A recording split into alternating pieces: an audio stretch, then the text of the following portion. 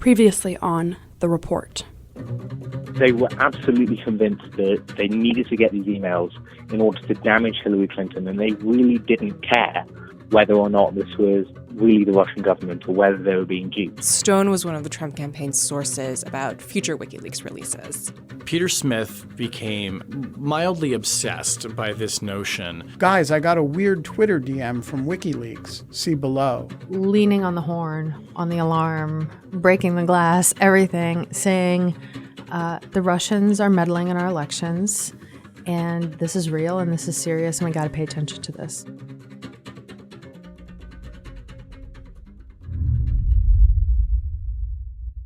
It's July 26th, 2016. Donald Trump insists in an interview that he has no business in Russia. I mean, I have nothing to do with Russia. I don't have any jobs in Russia. I'm all over the world, but we're not involved in Russia. But just 2 months earlier, in May 2016, a businessman working with the Trump Organization sends an email to Trump's lawyer, Michael Cohen. They're putting together a deal to build a Trump skyscraper in Moscow. He wants to arrange a visit to Russia by then-candidate Trump. He writes, "I had a chat with Moscow.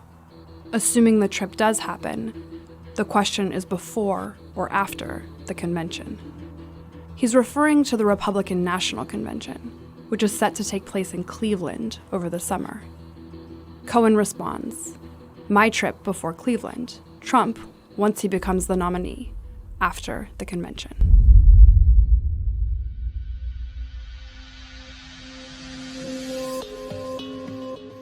This is The Report, Episode 4, A Tale of Two Trump Towers.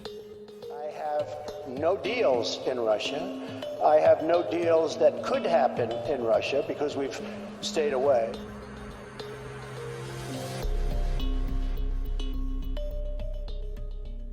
As the Russians were engaged in operations to hack and dump emails, the Trump campaign and its associates were in communication with WikiLeaks about the distribution of stolen materials. But that's far from the whole story of the Trump campaign's connections to Russia during the 2016 election. As Special Counsel Robert Mueller began to piece together the rest of that story, his investigation came to focus on two Trump towers. The first is Trump Tower Moscow.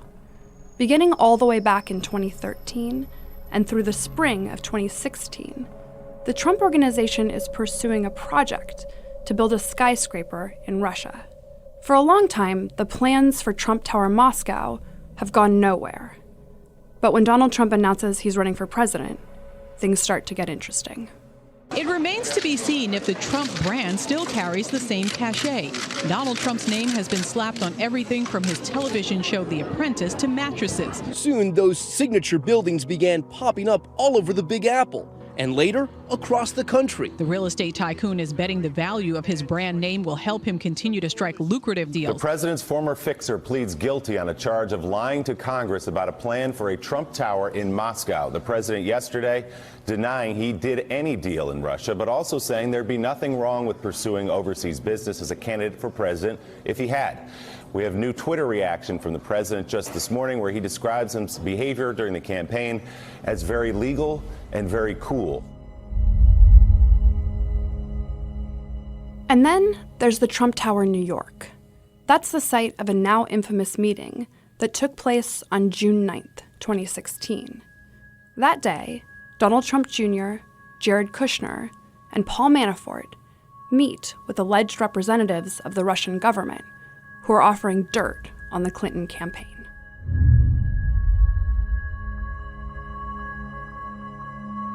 During the campaign and into his presidency, Donald Trump and his associates have repeatedly denied having any business connections with Russians. Donald Trump has personally denied it. I know nothing about Russia. I don't deal there. I have no businesses there. I have no loans from Russia. It isn't just Donald Trump who's denying business connections with Russia. During the campaign, his campaign chairman, Paul Manafort, denies it as well. Are there any ties between Mr. Trump, you or your campaign, and Putin and his regime? No, there are not. It's absurd. There's no basis to it. Not all of the denials are entirely convincing. So to be clear, Mr. Trump has no financial relationships with any Russian oligarchs. That's what he said. That's what I said. That's obviously what our position is. Trump's family has denied it. Here's his son, Eric Trump, a vice president of the Trump Organization. We have no dealings in Russia. We have no projects in Russia. We have nothing to do with Russia. According to the Mueller report, that wasn't true. In fact, Donald Trump had been actively pursuing at least one significant business deal in Russia through the campaign period. Going back years, Trump had wanted a building in Russia, and from 2013 to 2016, he was attempting to build Trump Tower Moscow. Here's Benjamin Wittes, who, as always, is quoting or paraphrasing the Mueller report itself. Between at least 2013 and 2016, the Trump Organization explored a similar licensing deal in Russia involving the construction of a Trump-branded property in Moscow. The project, commonly referred to as a Trump Tower Moscow, anticipated a combination of commercial, hotel, and residential properties all within the same building. Between 2013 and 2016, several employees of the Trump Organization, including then president of the organization, Donald J. Trump, pursued a Moscow deal with several Russian counterparts. From the fall of 2015 until the middle of 2016, Michael Cohen spearheaded the Trump Organization's pursuit of a Trump Tower Moscow project, including by reporting on the project's status to candidate Trump and other executives in the Trump Organization. There were two main efforts at building Trump Tower Moscow. The first involved the so-called Crocus Group. In order to build in Moscow, Trump needed a local partner. The Crocus Group is a real estate development company controlled by a Russian oligarch named Aris Agalarov. Trump and Agalarov know each other because they put on the Miss Universe pageant in Moscow together in 2013. At the end of that 2013 pageant, the pair begins discussing a possible Trump Tower deal. Jason Leopold and Anthony Cormier of BuzzFeed News broke some of the earliest reporting on the Trump Tower Moscow project. Here's Leopold. So Anthony and I had started to hear in 2017 that this Trump Tower Moscow project, which we didn't know about at the time, and frankly, I don't think anyone really knew about it at the time, had been a very important part of the investigation. But we chased that because it was fascinating because of the individuals that were involved with it. It was Felix Sater, it was Michael Cohen, and we had heard that that during the course of the campaign that Trump was also had a hand in that. The negotiations start in December 2013. Trump and Agalarov both send their sons to negotiate. Donald Trump Jr. for the Trump Organization, and Emin Agalarov for the Crocus Group. Emin is assisted by two men whose names will become important later, Ike Kavaladze and Rob Goldstone. In January and February 2014, the two sides negotiate what's called a letter of intent for the project. From January 2014 through November 2014, the Trump Organization and Crocus Group discussed development plans for the Moscow project. Sometime before January 24, 2014, the Crocus Group sent the Trump Organization a proposal for an 800-unit, 194-meter building to be constructed at an Agalarov-owned site in Moscow called Crocus City. In February 2014, Ivanka Trump met with Emin Agalarov and toured the Crocus City site during a visit to Moscow. From March 2014 through July 2014, the groups discussed design standards and other architectural elements. But in September 2014, the project starts to fizzle. The communications between the two sides grow fewer and further between, and then stop entirely in November. It never goes past the planning stage. And Donald Trump has other things on his mind anyway. On June 16, 2015, he declares his candidacy for president. I am officially running for President of the United States, and we are going to make our country great again. But then, in late summer 2015, Trump gets another shot at finally building a Trump Tower in Moscow. In late summer 2015, the Trump Organization received a new inquiry about pursuing a Trump Tower project in Moscow. In approximately September 2015, Felix Sater, a New York-based real estate advisor, contacted Michael Cohen, then executive vice president of the Trump Organization and special counsel to Donald J. Trump. Here's Anthony Cormier. So I think that Felix Sater, we had known of him, as had many people who had been following the Trump-Russia investigation. We'd known him only as he'd been described in the press previously as, for lack of a better word, a known Russian gangster and convicted felon. He continued to pop up in very strange ways in Trump's orbit. Sater had previously worked with the Trump Organization and advised it on a number of domestic and international projects. Sater had explored the possibility of a Trump Tower project in Moscow while working with the Trump Organization, and therefore knew of the organization's general interest in completing a deal there. Sater contacted Cohen on behalf of IC Expert Investment Company, a Russian real estate development corporation owned by Andrei Rozov. In approximately September 2015, Cohen obtained approval to negotiate with IC Expert from candidate Trump. Cohen provided updates directly to Trump about the project throughout 2015 and into 2016. Cohen also discussed the Trump Moscow project with Ivanka Trump as to design elements and Donald Trump Jr. during the fall of 2015. When Michael Cohen testifies before the House Oversight Committee in February of 2019, Congressman Stephen Lynch asks him about this project. I want to ask you, in your filing with the special counsel Mueller's office, the prosecutors wrote, and I quote, Mr. Cohen discussed the status and progress of the Moscow project with Individual 1 on more than the 3 occasions Mr. Cohen claimed to the committee, and he briefed family members of Individual 1 with the company about the project. I know this is redundant, but Mr. Cohen, who are we referring to here when we refer to Individual 1? Donald J. Trump. And who were the family members that you briefed on the Trump Tower Moscow project? Don Trump Jr. and Ivanka Trump. Do you recall how many of these briefings there might have been? Approximately 10 in total. All right. Between approximately October 13th, 2015 and November 2nd, 2015, the Trump Organization and IC Expert completed a letter of intent for a Trump Moscow project. The LOI, signed by Trump for the Trump Organization and Rozov on behalf of IC Expert, was, quote, intended to facilitate further discussions, unquote, in order to, quote, attempt to enter into a mutually acceptable agreement, unquote, related to the Trump-branded project in Moscow.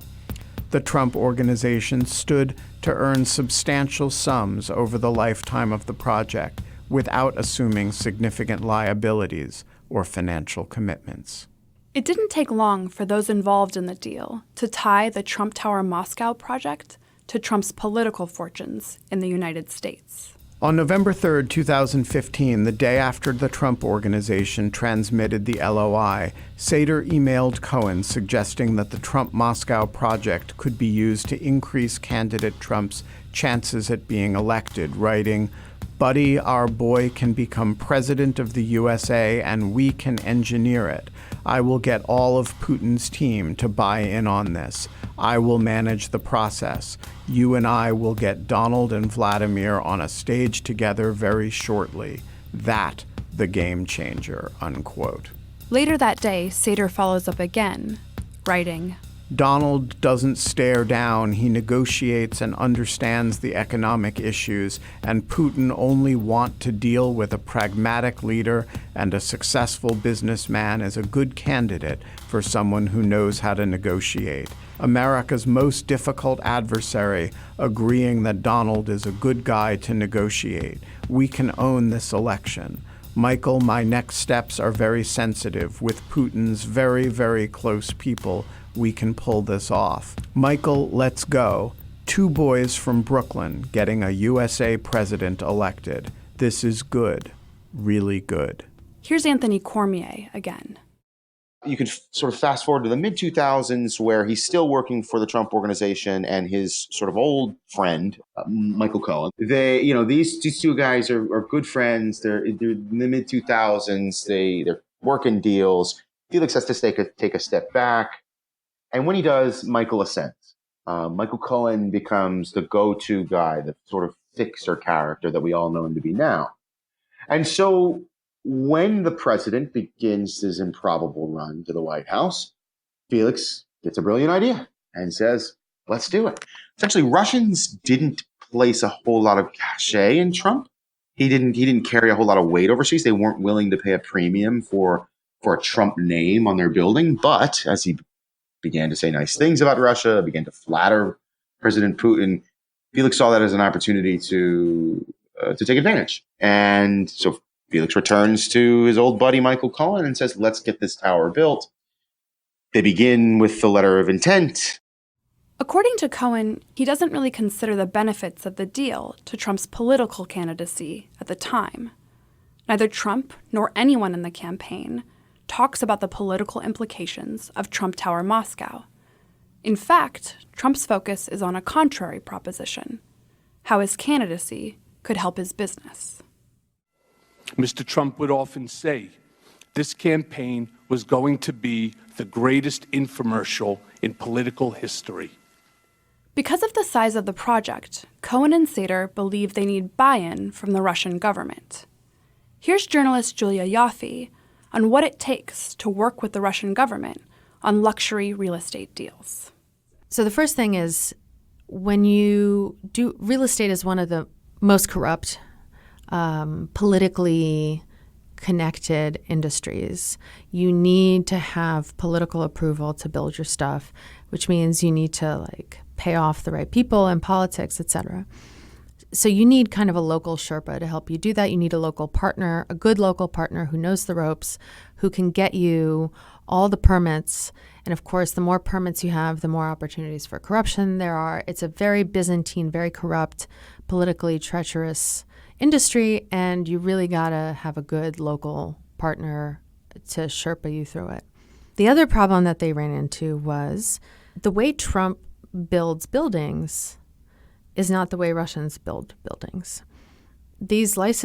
Trump comes in there, he says, I want to build a Trump Tower. You're going to build the Trump Tower. You're going to pay for everything. Then you're going to buy my name to put on the tower for however $1 million. And we'll have a leasing, you're going to lease my brand. Well, the Russians were like, sorry, who's Trump? Nobody watches The Apprentice in Russia. Nobody knows who Donald Trump is. He's a purely American brand. The second Donald Trump declares that he wants to run for president, suddenly the Russians are interested in building this thing. Suddenly it's a brand they're interested in. And it coincides with the Russian desire to interfere in the election. So this project that had been dead for years is suddenly revived just after he declares that he's going to run for president. In early negotiations with the Trump Organization, Sater had alluded to the need for government approval and his attempts to set up meetings with Russian officials. On October 12, 2015, for example, Sater wrote to Cohen that, quote, all we need is Putin on board and we are golden, unquote, and that, quote, a meeting with Putin and top deputy is tentatively set for the 14th of October, unquote. About a month after the letter of intent was signed, in November 2015, someone named Dmitry Klokov reaches out to Ivanka Trump through his wife to offer his assistance to the Trump campaign. Klokov is an executive at a Russian electricity company, and he previously worked for Russia's energy minister. Ivanka Trump forwards this message to Michael Cohen. Klokov and Cohen exchange phone calls and emails. Klokov suggests that Cohen and Trump should visit Russia, and he claims to be in a position to introduce them to high-level Russian officials. Klokov suggests Trump make an informal visit to Russia, but Cohen pushes back. Cohen insists that any meetings in Russia involving him and Trump, including a possible meeting between then-candidate Trump and Putin, need to be related to the building development and need to be part of an official visit where the Trump Organization receives a formal invitation. Eventually, Cohen decides not to pursue Klokov's offer of help because Felix Sater says he has his own connections to the Russian government. The problem is that Sater isn't coming through on those promises. By late December 2015, Cohen was contemplating that Sater had not been able to use those connections to set up the promised meeting with Russian government officials. Cohen told Sater that he was, quote, setting up the meeting myself, unquote. On January 11, 2016, Cohen emailed the office of Dmitry Peskov, the Russian government's press secretary, indicating that he desired contact with Sergei Ivanov, Putin's chief of staff. Cohen erroneously used the wrong email address, so the email apparently did not go through. On January 14, 2016, Cohen emails the correct address. He writes to Peskov, quote, Dear Mr. Peskov, over the past few months I have been working with a company based in Russia regarding the development of a Trump Tower Moscow project in Moscow City. Without getting into lengthy specifics, the communication between our two sides has stalled. As this project is too important, I am hereby requesting your assistance. I respectfully request someone, preferably you, contact me so that I might discuss the specifics as well as arranging meetings with appropriate individuals. I thank you in advance for your assistance and look forward to hearing from you soon, unquote. Here's Anthony Cormier again.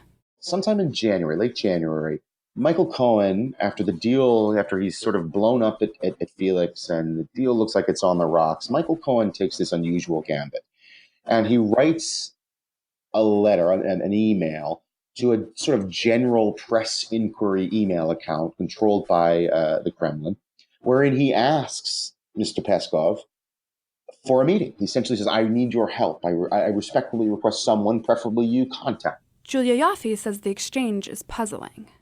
Yeah, I don't know. I always thought it was that's just not who you would go to if you wanted to build something. I don't know that you would go to Peskov. Like, that's not, it would be like going to Sarah Sanders to see if you could rent out like a huge block of rooms in the Trump International Hotel.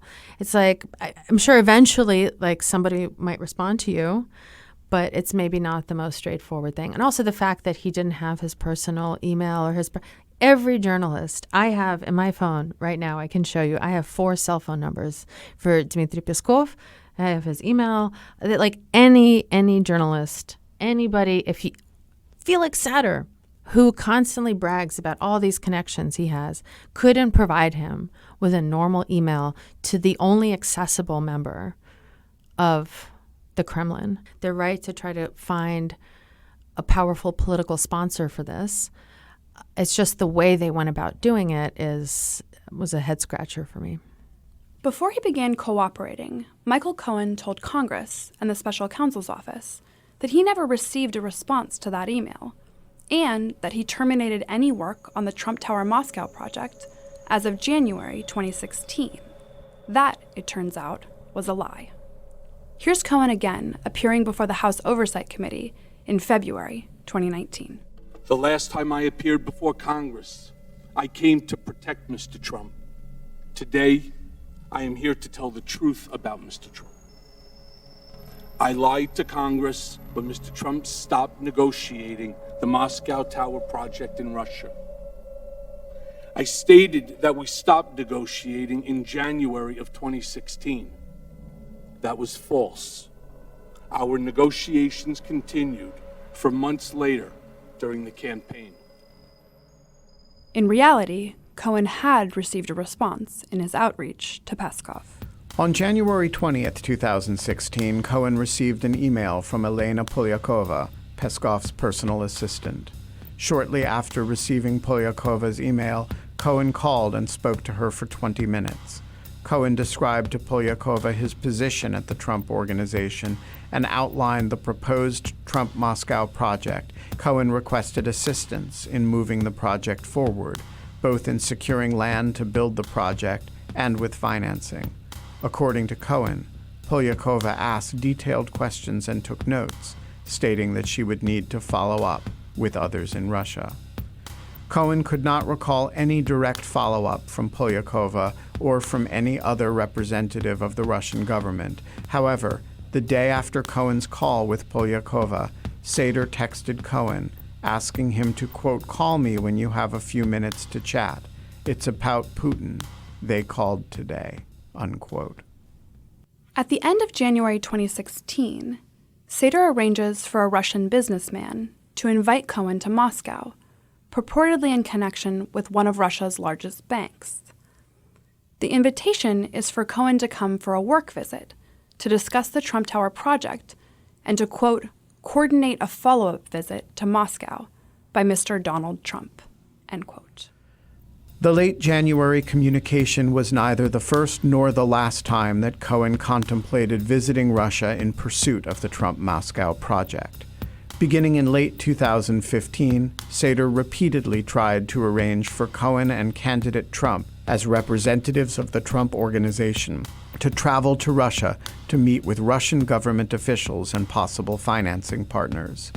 In December 2015, Sater sent Cohen a number of emails about logistics for traveling to Russia for meetings. In the spring of 2016, Sater and Cohen are still discussing plans for Cohen and Trump to visit Russia. On April 20th, 2016, Sater wrote Cohen, quote, "The people wanted to know when you are coming," unquote. On May 4th, 2016, Sater followed up, quote, "I had a chat with Moscow. Assuming the trip does happen, the question is before or after the convention. Obviously, the pre-meeting trip, you only, can happen anytime you want, but the two big guys were the question." Cohen responded, quote, "My trip before Cleveland, Trump once he becomes the nominee after the convention." The following day, Sater suggests that Cohen's travel to Russia will be part of the St. Petersburg International Economic Forum, an annual event attended by prominent Russian politicians and businessmen. Sater told the office that he was informed by a business associate that Peskov wanted to invite Cohen to the forum. On May 5th, 2016, Sater wrote to Cohen, quote, "Peskov would like to invite you as his guest to the St. Petersburg Forum. He wants to meet with you and possibly introduce you to either Putin or Medvedev. This is perfect. The entire business class of Russia will be there as well. He said anything you want to discuss, including dates and subjects, are on the table to discuss," unquote. On June 9th, 2016, Sater sends Cohen a note about the forum and adds, "Putin is there on the 17th. Very strong chance you will meet him as well." But the actual invitation Sater produces doesn't indicate that Peskov or any other Russian official is actually involved in inviting Cohen. Suddenly, Cohen is worried that maybe Sater is making this all up. Maybe there aren't any Russian officials who actually want to meet with him. So on June 14th, he meets Sater in the lobby of the Trump Tower in New York and says he isn't going on the trip. Cohen tells the special counsel's office that he discussed the possibility of Trump traveling to Russia in the period in which the Trump Tower Moscow project was in talks, including in late 2015 and again in the spring of 2016. According to Cohen, Trump indicated a willingness to travel if it would assist the project significantly. On one occasion, Trump told Cohen to speak with then-campaign manager Corey Lewandowski to coordinate the candidate's schedule. Cohen recalled that he spoke with Lewandowski, who suggested that they speak again when Cohen had actual dates to evaluate. Here's Cohen's House testimony in an exchange with Congressman Mark DeSaulnier. In your guilty plea with the special counsel, you quote, say, it quotes, Cohen asked individual one, is that President Trump? Yes. Okay. About the possibility of President Trump traveling to Russia in connection with the Moscow project, and asked a senior campaign official about potential business travel to Russia. When did this conversation happen? Do you recall? Early on in the campaign. And who was the campaign official? Corey Lewandowski. What did you discuss in this meeting? Possibility of which dates that Mr. Trump would have availability if, in fact, that we were going to go over to Russia to take a look at the project. Unfortunately, it never came to fruition because we were never successful. But when I first received the information request to go to Russia, what I decided to do is spoke to Mr. Trump about it. He told me to speak to Corey and see what dates might be available. In addition to the discussions about possible travel related to the Trump Tower Moscow deal, Trump was also invited to attend the St. Petersburg International Economic Forum. Trump declines that invitation, however, saying he was honored to be asked to participate, but his campaign schedule was too busy to accommodate the trip. Anthony Cormier says it's notable that there are so many attempts by the Russians to get Cohen and Trump to travel to Moscow. I think you can look at it and say there is a very concerted effort, for whatever reasons, to get Trump, get his surrogates overseas and in a room with top Russian officials. I think it's indisputable at this point. It is very clear that very influential, very powerful Russian individuals, many of whom are very close to the Kremlin itself, were beyond eager. They were sort of salivating at the opportunity to have both a Trump surrogate and Trump himself visit them in person. That these were not normal steps, that they were, it feels like they pulled out all of the stops, used Sater and the Trump organization's thirst for a deal to get within proximity of these individuals, particularly as he solidified himself as a candidate. You know, there's one thing when he's leading the polls early on, but as they're moving towards, he essentially wraps it up on paper, they begin to push hard. That's when you begin to see these letters. You begin to see these sort of obscure characters reach out. There's a reason that Russia wanted them to come over. We don't know what that is.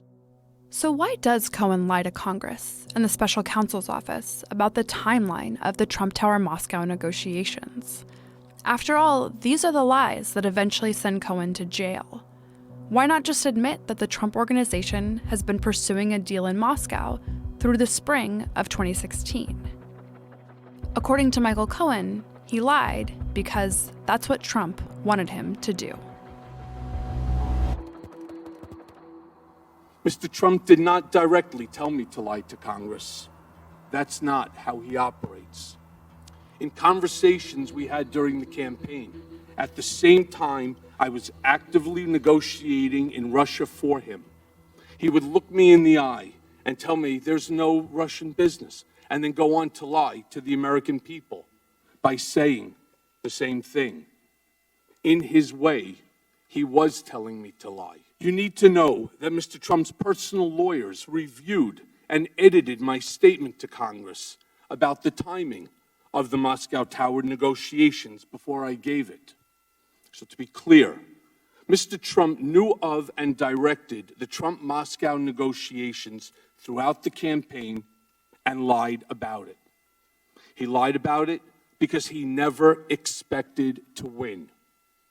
He also lied about it because he stood to make hundreds of millions of dollars on the Moscow real estate project.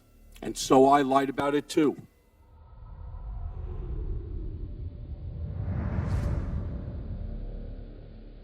Why does the timeline about the Trump Tower Moscow negotiations matter so much? Here's Jason Leopold again. You know, I recall very vividly, actually, the point in time when, you know, our sources told us that, you know, that it was a lie that it ended in January 2016, these negotiations, which is what Michael Cohen had testified to, when in fact it went on right up before the Republican National Convention. We couldn't figure out at the time, like, why January 2016? Why was that date, so significant? Obviously, right before the Iowa caucuses. That's the story of Trump Tower Moscow. But what about Trump Tower New York? The original Trump Tower Moscow deal with the Crocus Group may have fizzled back in November 2014. But some of that same cast of characters, Aris Agalarov, his son Emin, Rob Goldstone, and Ike Kavaladze, would emerge a year and a half later, in June 2016. This time, the building in question isn't a proposal, but an actual glass and metal skyscraper more than 4,000 miles away from Moscow, the Trump Tower on Fifth Avenue in New York City. On June 9, 2016, senior representatives of the Trump campaign met in Trump Tower with a Russian attorney expecting to receive derogatory information about Hillary Clinton from the Russian government. That meeting takes place on June 9th. But here's what Donald Trump Jr. told CNN's Jake Tapper a month later when asked about WikiLeaks' release of hacked emails. This is on June 24th, a few weeks after Don Jr.'s meeting with the Russians. So I don't know if you were hearing earlier, but Robbie Mook, the campaign manager for Secretary of State Hillary Clinton, I asked him about the DNC leak. He seemed to be suggesting that this is part of a plot to help Donald Trump and hurt Hillary Clinton. Your response? Well, it just goes to show you their exact moral compass. I mean, they'll say anything to be able to win this. I mean, this is time and time again, lie after lie. It's disgusting. It's so phony. I mean, I can't think of bigger lies. Don Jr. publicly says that the suggestion that the DNC leaks were part of a plot to harm Clinton and help his father are lies and phony and disgusting.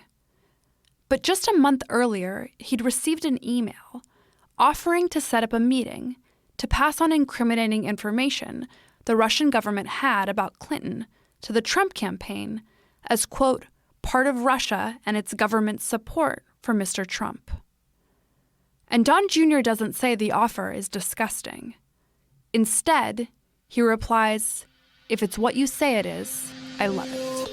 It's a huge day in Washington regarding the Russia investigation. Tonight, President Trump's eldest son finds himself at the heart of the matter. It was part of a Russian government effort to help his father's election campaign. In a 4-day flurry of emails, Donald Trump Jr. and Goldstone set up a meeting at Trump Tower in New York that would incriminate Hillary and her dealings with Russia. Don Jr. has fervently denied any connection or collusion between the Trump campaign and the Russian government. Obviously highly sensitive information, but as part of Russia and its government support of Mr. Trump. Trump's son, Donald Trump Jr., was expecting the Russians to supply dirt on Hillary Clinton. If it's what you say, I love it. And if it's what you say, I love it. And if it's what you say, I love it. If it's what you say, I love it. But let's step back a minute. How is it that Rob Goldstone comes to send that email to Donald Trump Jr.? Lawfare managing editor Quinta Jurecic explains. Rob Goldstone is a publicist for Emin Agalarov, who is a pop star and the son of an Azerbaijani Russian oligarch who knows Trump. Over the years, Goldstone has been kind of a go-between between the Trumps and the Agalarovs. And on June 3rd, 2016, Emin calls Goldstone. According to the Mueller report, during that phone call, Emin talks about a Russian political connection. He references a Russian prosecutor, and Emin refers to some kind of information about Hillary Clinton that might interest the Trumps. After he gets this call with Emin, Goldstone then turns around and emails Trump Jr., sort of lays it all out for him, says Emin Agalarov asked him to reach out, that Agalarov's father had met with the, quote, crown prosecutor of Russia, and that this Russian official offered documents and information that would implicate Clinton and help Trump. Goldstone says this is all high-level and sensitive, but, quote, part of Russia and its government's support for Trump, end quote. So you don't even need to do any reading between the lines here. Goldstone is being pretty explicit that there's dirt about Clinton. It's from Russia, and the Russian government is trying to help Trump. In response, John Jr. sends what has become an infamous email saying, "Thank you, I'm traveling, but I'll talk to Eamon." And what he writes is, quote, "If it's what you say it is, I love it, especially later in the summer." After receiving this response from Don Jr., Goldstone works to set up a call for him with Eamon. Don Jr. and Eamon have multiple brief calls on June 6th and 7th. Once it's known that Trump Jr. wants to have this meeting, they start setting everything up behind the scenes. They get this guy, Ike Kavaladze, who had worked on the Trump Tower Moscow deal with the Crocus Group, to agree to translate. And the person they're looking for the Trumps to meet with is this woman, Natalia Veselnitskaya. The Russian attorney who's supposed to deliver this dirt is a woman named Natalia Veselnitskaya. She had been a prosecutor for the Russian government until 2001, and she continues to have close ties to the Kremlin. She performs legal work for Russian business interests and lobbies against a U.S. law called the Magnitsky Act, which are sanctions that Congress has imposed on wealthy Russians for human rights abuses. Planning for the meeting on the offer of Russian dirt is underway. But who in the Trump campaign is aware of what's going on, and when? On June 7th, Goldstone emails Trump Jr., who had talked to Eamon earlier that day and the day before, and Goldstone says, quote, "Eamon asked that I schedule a meeting with you and the Russian government attorney who's flying over from Moscow." Trump Jr. then says that Manafort and Kushner are going to be there as well. Goldstone is kind of surprised to hear this, that other people are going to be there too. According to Rick Gates, the deputy campaign chairman, in the days before the June 9 meeting, Don Jr. tells a meeting of senior campaign staff and Trump family members that he has a lead on negative information about the Clinton Foundation. Gates recalled that the meeting was attended by Trump Jr., Eric Trump, Paul Manafort, Hope Hicks, and joining late, Ivanka Trump and Jared Kushner. According to Gates, Manafort warned the group that the meeting likely would not yield vital information and they should be careful. Hicks denied any knowledge of the June 9th meeting before 2017, and Kushner did not recall if the planned June 9th meeting came up at all earlier that week. And Michael Cohen says he believes Trump Jr. may have separately told his father about the meeting in advance.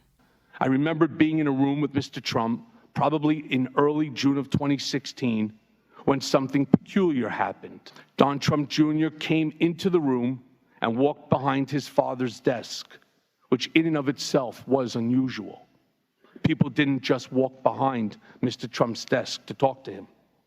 And I recall Don Jr. leaning over to his father and speaking in a low voice, which I could clearly hear, and saying, "The meeting is all set." And I remember Mr. Trump saying, "Okay, good, let me know." In an interview with the Senate Judiciary Committee, Trump Jr. stated that he did not inform his father about the emails or the upcoming meeting.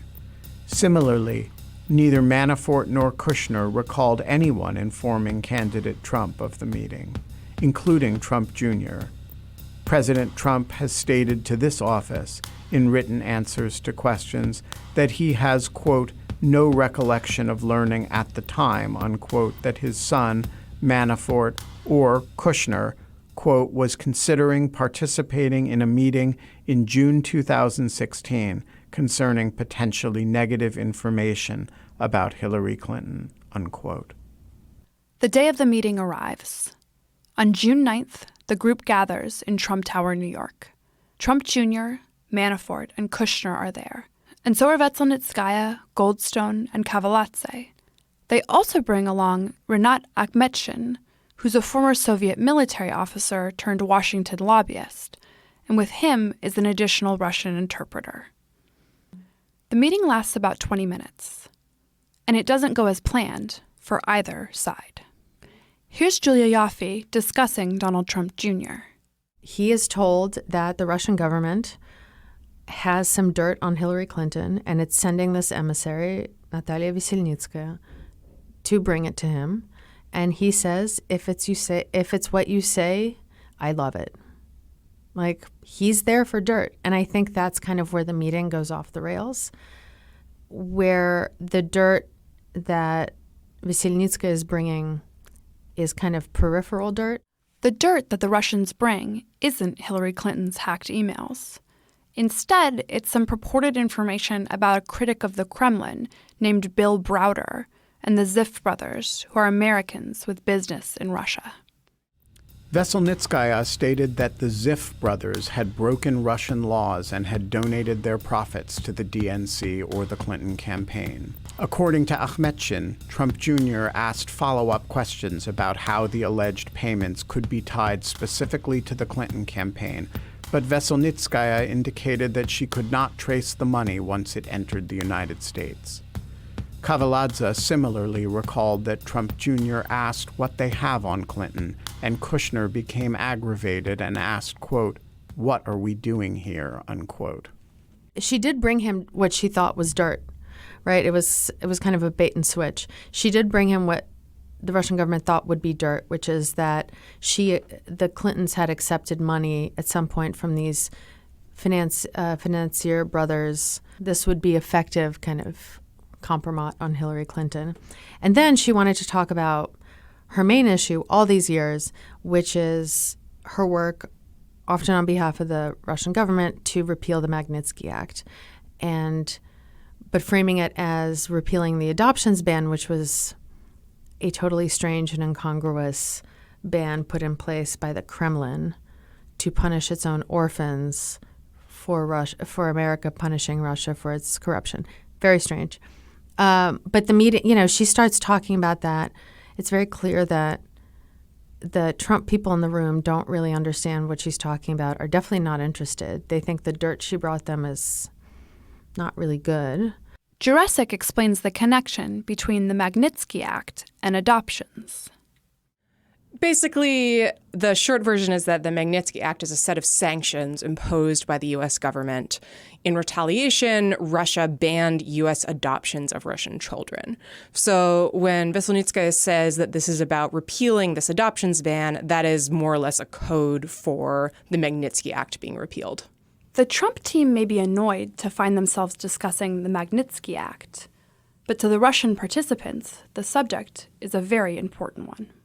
The Kremlin is almost singularly obsessed with the Magnitsky Act because it goes to the very raison d'etre for many of the elites and the risks they deal with to work in the government and in the security structures, which is to have access to money flows and to steal said money flows. Corruption, I think Americans don't understand the extent of the corruption in Russia and in the Russian government, and that people go into the government not for ideological reasons, but for financial reasons, and that you might be paid $2,000 a year, but you might have several multi-million-dollar apartments and luxury cars and a bank account in Switzerland, et cetera, and that's just because you're stealing stuff. When it becomes harder to move that money out, to buy real estate abroad, to open these bank accounts abroad, and when there's a threat that you might suddenly end up on this list with no recourse to appeal and might never be able to see your assets again in Switzerland or in London or in New York, or your kids who live in, and your wife who lives in London or New York or Geneva. The Magnitsky Act sanctions effectively hinders those individuals from accessing their money abroad. I think what Bill Browder did in pushing the Magnitsky Act, what he got really right is it just really goes at the heart of how the entire system operates. I think what a lot of the coverage of the Mueller investigation got wrong is, or didn't paint a full enough picture of Russia, which is, imagining Russia to be this perfect villain, this kind of neo-Soviet power that is just about ideology and spy games, when in fact, it is some of that, but it's also often to a larger extent about money and corruption and stealing as much as possible, as quickly as possible, and spiriting it out of the country as quickly as possible. Jared Kushner has been listening to the Russians go on about the Magnitsky Act, and upon realizing they don't have any actual dirt, he decides he's had enough. At some point in the meeting, Kushner sent an iMessage to Manafort saying, quote, waste of time, unquote, followed immediately by 2 separate emails to assistants at Kushner companies with requests that they call him to give him an excuse to leave. But I think it was very clear what was happening there, right? Even if it wasn't successful in the sense of it wasn't successful for Veselnitskaya because she didn't get a commitment out of them to repeal the Magnitsky Act, and they didn't take the dirt. And it wasn't successful for Trump Jr. and the Trump campaign because they didn't get good dirt on Hillary, which is what they wanted. But it was deeply telling in that the Russian government was clearly trying to help the Trump campaign. And the Trump campaign was like, if it's what you say, I love it. If it were a drug deal, it's like she brought the wrong drug, and they don't want to buy it. It's what I've been saying till I'm blue in the face with this, is that the Russians are bad. They're very bad actors, but their badness, their evil is often, far too often, tempered with incompetence and just an ignorance about how our system works, even though they've gotten a lot better, in part because of their spying operations and their hacking operations, in part because all of this stuff is now out there and you don't need a physical, copy of the New York Times to figure this stuff out anymore. Like all this data is out there, all the polls, et cetera.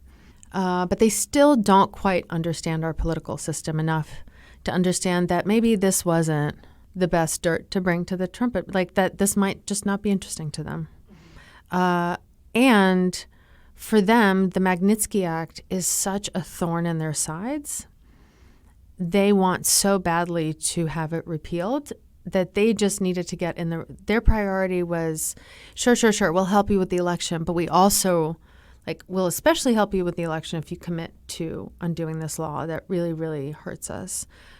They also had, their own agenda. If the Trump campaign is disappointed about the lack of dirt on Clinton, the Russians are also unhappy with the outcome. Kavaladze told Aris Agalarov that the meeting about the Magnitsky Act had been a waste of time because they were, quote, preaching to the wrong crowd. Then, on July 8th, 2017, the New York Times first reports the existence of a meeting at Trump Tower with, quote, a lawyer with connections to the Kremlin. Breaking news report now. Maggie Haberman reporting in the New York Times, and it is really something. Here's the lead paragraph. Quote, before arranging a meeting with a Kremlin-connected Russian lawyer he believed would offer him compromising information about Hillary Clinton, Donald Trump Jr. was informed in an email that the material was part of a Russian government effort to aid his father's candidacy. When the meeting becomes public, Goldstone is furious. Goldstone is really angry when this all comes out. He emails Emin to say, quote, now the FBI is investigating, and I hope this favor was worth it for your dad. And even Emin is throwing his dad under the bus, basically saying, my dad never listens to me. So as soon as this becomes public, everyone is quickly trying to act as though they had absolutely nothing to do with this meeting. All the participants in the June 9th meeting agree to speak to the special counsel's office, except for Veselnitskaya and Donald Trump Jr. In media interviews, Veselnitskaya has claimed to have no connection to the Russian government. She says this was simply a private meeting to discuss Congress with Don Jr., who happened to be a friend of a friend. Donald Trump Jr. admits that the purpose of the meeting was to get dirt on Clinton, but he defends taking it in a July 2017 interview with Fox News. This email comes in. What are you thinking? Honestly, my takeaway when all of this was going on is that someone has information on our opponent. Things are going a million miles an hour. You know what it's like to be on a campaign. We just won Indiana, but we're talking about a contested convention. Things are going a million miles an hour again. And, hey, wait a minute. I've heard about all these things, but maybe this is something. I should hear them out. Okay. When you read the parts about the Russian government or Russia supporting your father, did that put off any sirens in your head? Honestly, I don't know. I think this was, again, just basic information that was going to be possibly there. I didn't know these guys well enough to understand that if this talent manager from Miss Universe, had this kind of thing. So I wanted to hear them out and play it out and see what happens. But, people are trying to reach out to you all the time with this. So where does this leave us? The Russians engineer a sophisticated social media trolling operation. They hack Democratic-affiliated computers and leak emails to harm Clinton and help Trump, directly and through WikiLeaks. The Trump campaign is in contact with WikiLeaks through intermediaries like Roger Stone and Donald Trump Jr. directly. The Trump Organization is negotiating the Trump Tower Moscow project into the spring of 2016, even as the candidate and campaign are publicly denying business in or contacts with Russia. And senior campaign staff, including Trump's own family members, meet with Russians offering dirt on Clinton. But there's still more to the story of the Trump campaign's connections to Russia during the 2016 election. Campaign chairman Paul Manafort regularly shares internal polling data with a man tied to Russian intelligence. Trump campaign chairman Paul Manafort stood to make millions and millions of dollars working for a pro-Russian president in Ukraine. As a group, the charges are so serious, the legal term is conspiracy against the United States. Lawmakers are getting closer to formalizing plans for Trump associates to testify, and at the top of the list are Paul Manafort and Roger Stone. And we're now getting a statement from the special counsel's office detailing exactly what the charges are against him for the first time. Thank you for listening to Part 4 of The Report. This podcast is made possible by the generous support of the William and Flora Hewlett Foundation and the Democracy Fund, and by listeners like you. To support this project, please go to lawfareblog.com. The Report is a production of Lawfare and Goat Rodeo in Washington, D.C. Ian Enright is the executive producer. From the Lawfare team, the project is led by executive editor Susan Hennessy. Editor-in-chief is Benjamin Wittes. Managing editor Quinta Jurecic conducted the interviews. Associate editor Michaela Fogel did the recordings and script assistance, with additional recordings by Vishnu Kannan and assistance from Eugenia Lostri and Jacob Schultz. Special thanks to Julia Yaffe, Anthony Cormier, Jason Leopold, Quinta Jurecic, and you, the listening audience. To support this show, please share this podcast wherever you can. And while you're at it, please subscribe and review this podcast on Apple Podcasts, Spotify, or wherever you listen. Our website, lawfareblog.com, is where you can learn more about Lawfare, read our work, subscribe to our newsletter, and support our mission. Until next time.